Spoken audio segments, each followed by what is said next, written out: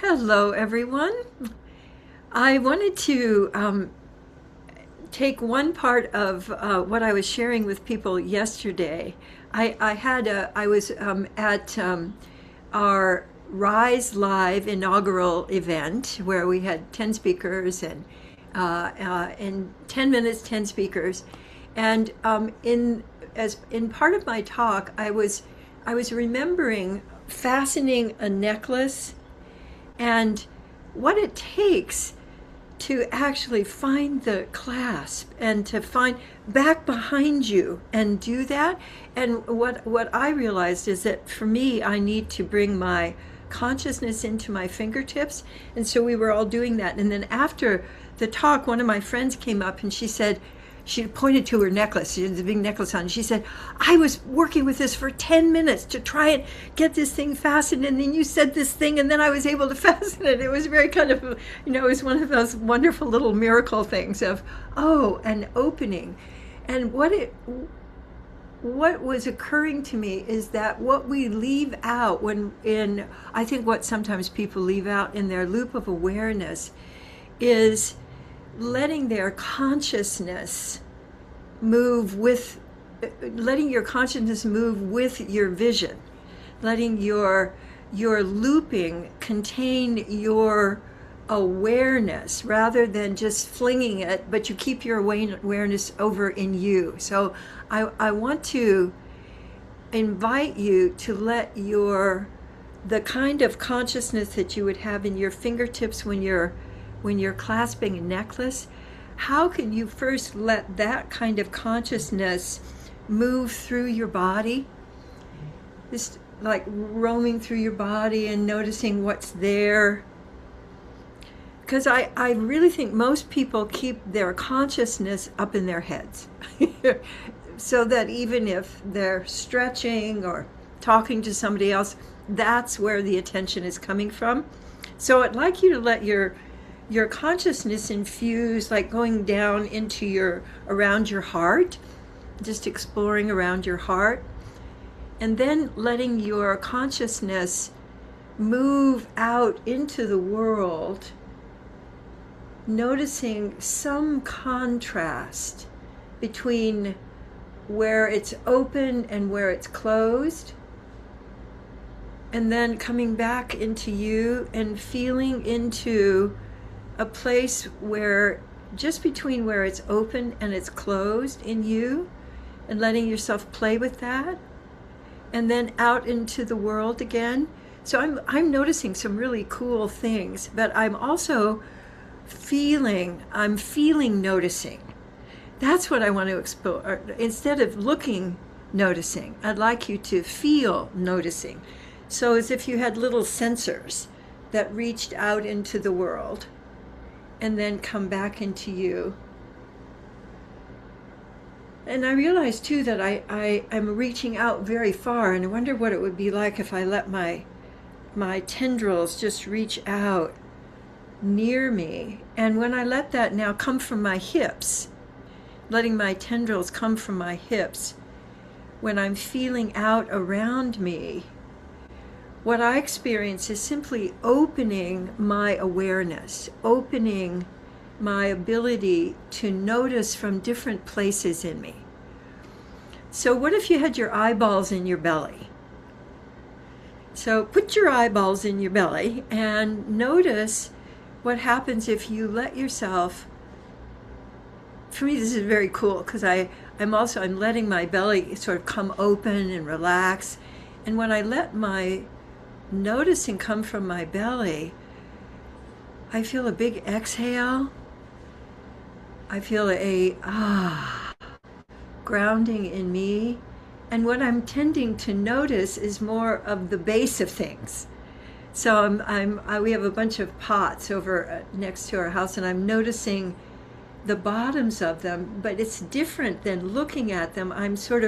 My hips are feeling them, and they're kind of nodding back to me. So what I'm noticing for me is opening a more sensory awareness of what's going on around me rather than having it all come through my eyes. So So the loop of awareness that I want to suggest to you for your practice this week is to put your eyeballs in different places. And one of the things I find cool is, like, put your eyeballs, like one eyeball in your right shoulder and one eyeball in your left shoulder, and let your shoulders sense into what's going on around you. And it's funny because my head's going, what do I do? What do I do? It's like there's a little panic in my, well, I'm in charge here. What am I doing? So you can let any kind of disruption, just letting yourself play with that. But when I let my shoulders, eyeballs in my shoulders, what it opens up for me is wiggling.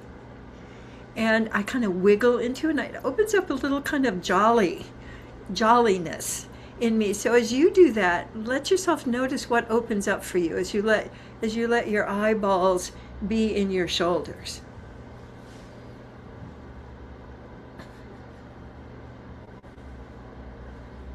And then let your eyeballs be in your toes. And letting your toes open up to what's going on.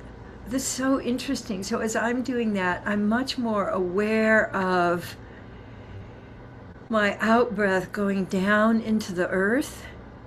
So I'm actually opening the space underneath me that I hardly ever give any attention to. So I'm excited myself about playing with this, and want to suggest to you that and like your lower back. Let's do one more. Putting your eyeball or your eyeballs in your lower back, sort of your sacrum area, and letting them explore. And what I notice with each of those is I get movement, and it's a different kind of, it's not a I'm searching like laser. It's much more jolly is the only word that's coming to me. It's, it feels much more like marbles or things swirling around. So it's giving me more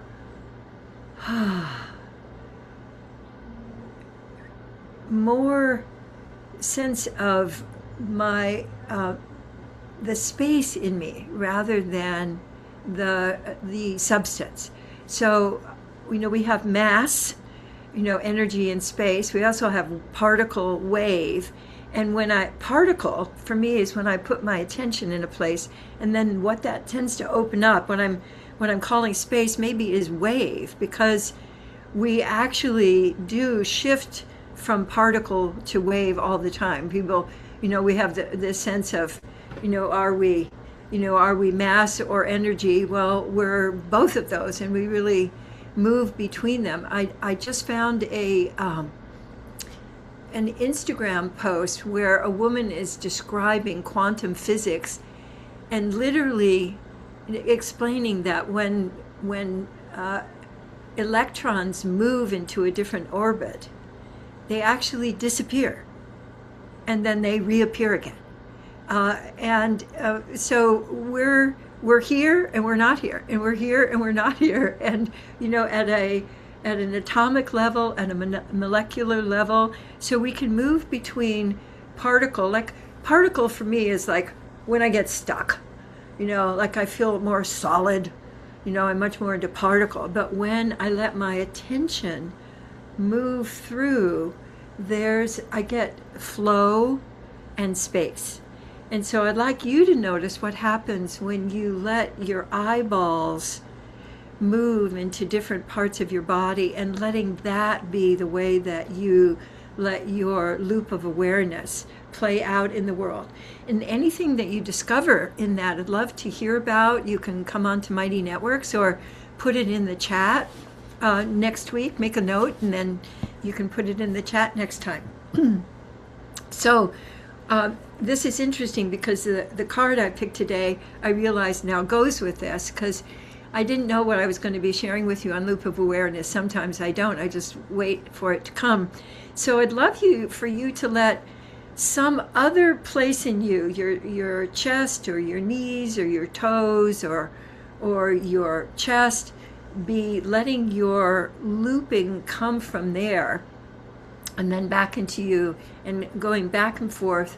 And let me read to you first the sentence and then the question.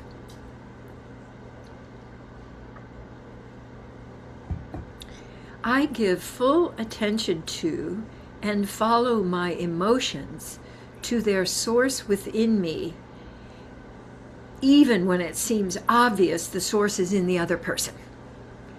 So I'm going to read that again while you so pick a new place to let your looping come from.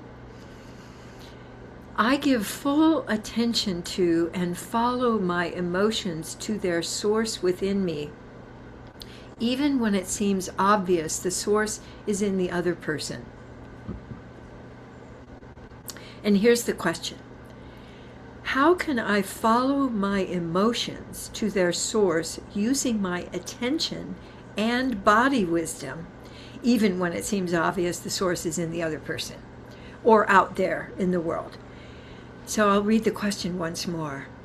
How can I follow my emotions to their source using my attention and body wisdom, even when it seems obvious the source is in the other person? So I love how that goes with what we were just playing with, that when I let my attention follow the movement that's occurring in my body, then I can find the source of emotions. They're just a bunch of body sensations that are gathered together and move together. And so if I'm letting my attention follow that movement, that flow in you. So let's come on back to the big group, because there are a couple of things I wanted to share about that. How do you know that there's an emotion that you want to follow rather than, oh, that's just something moving through?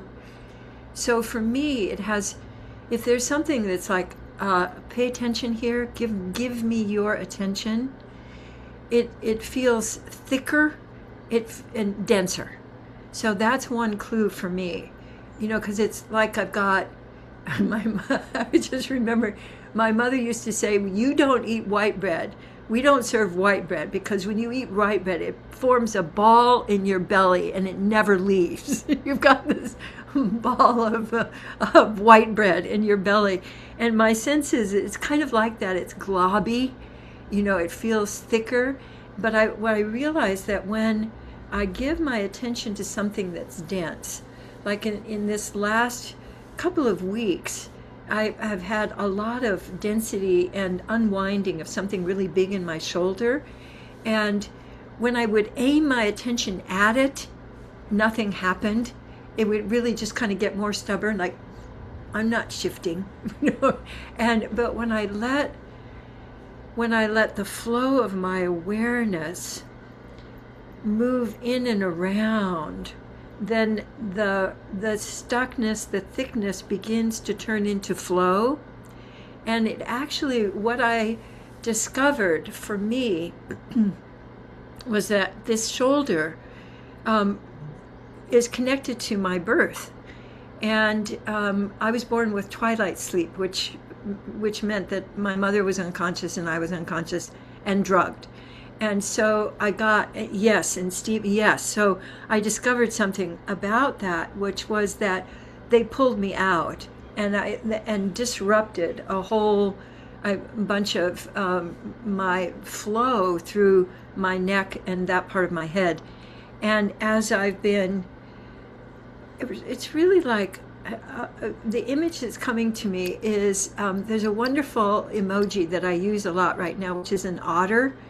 There's a little otter emoji, and the mother otter has the baby emoji, the baby otter on her. And what I'm feeling is that I'm cradling the sensation. I'm giving my attention to rocking the sensation, to being with it, to kind of just nuzzling it. And in that, because we almost always think of our attention as, I do, as pointed, I can fan it, but to have it be more like a lava lamp, or a mother otter, because otters carry their babies for several months, because baby otters don't know how to swim, there's something that's really kind of fabulous about that to begin with. And so there's this sense of, I gotcha. And that's the kind of attention that I'd like us to be playing with, especially when something, is jangly or feels tight, which is a kind of, I gotcha. Where let's just be with this. Let's just nuzzle. And I also was reading something recently that really confirms something I know, that the only way that people really heal is by completely feeling. So feeling the whole thing, feeling all the feels of the thing in the presence of someone else who is not judging, who is not, is not trying to figure it out, and in the presence of someone else. And it occurs to me that we can be that presence for ourselves, but also for others. And we can be that presence for parts of us that are like, or, whatever it is that's going on with them, instead of, shape up or calm down or get over it, which is, how we usually react to our body. That kind of nuzzling and being with has, this was painful enough that it would wake me up at night, and I haven't had that experience in a really, really long time. And so rather than working on it, I would give my attention to it in that kind of nuzzling otter way. And so I want to invite you with those dense places, or places in you or between you and others. So if there's a dense place in your communication with others, or a stuck place, we usually sort of press on that or try to push through, or remove ourselves entirely. But what if you did a little otter move with that you were just there with the other person, and that your presence becomes a place where all of that can both unwind but also fill with energy, and fill with the energy of loving attention and presence, rather than bracing or pushing through. So I invite you to play with that. I think it'll be a wonderful experiment for all of us. So that was cool. I didn't know where that was going to go. So one of the things I want to appreciate about us, and also about the way that I operate, is that in your presence and in our collaboration, ideas come up. So your presence is actually helping co-create. And it's also wonderful for me because I never know what we're going to discover. I never know what our connection is going to bring up. And so I go, oh, that was cool. It's not like I did that. It's like, oh, look what came through. And to me, that's just such a more wonderful way to move through the world, which is, oh, what wants to happen? And oh, what can we discover? So let's see what we can discover on our Presence Connect play today.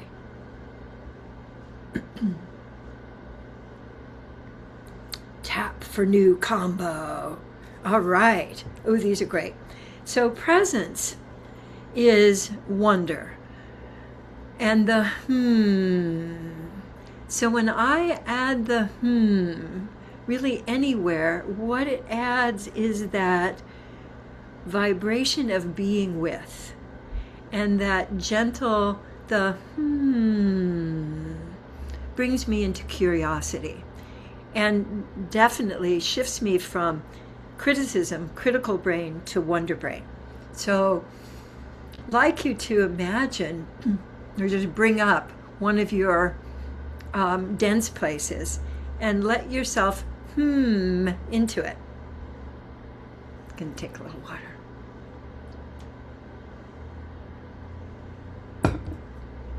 So playing with letting your attention and your I'm going to play with that with my shoulder.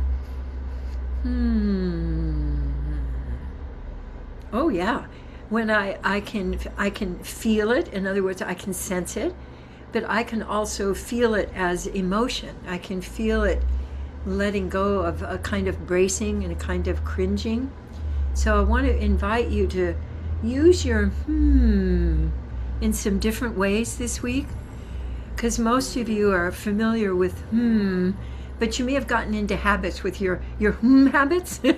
So I want to invite you to expand your habits, because I always experience more space, more flow, more ease when I add the So, when in doubt, fear melters and and then connect is give attention to where others' body or breath is open. So giving attention to openness, because our brains are cued to look for to look for what's wrong, and to look for basically stop it. And so letting your attention, letting your your awareness go to where the openness is, rather than where there's a so you're getting your energy from spaciousness rather than from denseness, rather than from against. Because a lot of people get their energy from pushing against, and the adrenaline that comes from that, and then that adrenaline then wears off, and then they have to do it some more. But what if your attention could be really inviting openness? And even if there's just a little openness, so you see a little openness in the other person's face, or you notice your breath opening as you're looking at them, that is what I'd like you to continue attending to. And you could also use where your eyeballs are. You could be giving your eyeballs, placing them in different places when you do that. And then play. It's one of my favorites. New choice. Simply right in the middle of whatever you're doing, like you're maybe creating a memo, or you're writing a text, or you're getting ready to get in your car to go somewhere. Just maybe make yourself a little card this week that says new choice.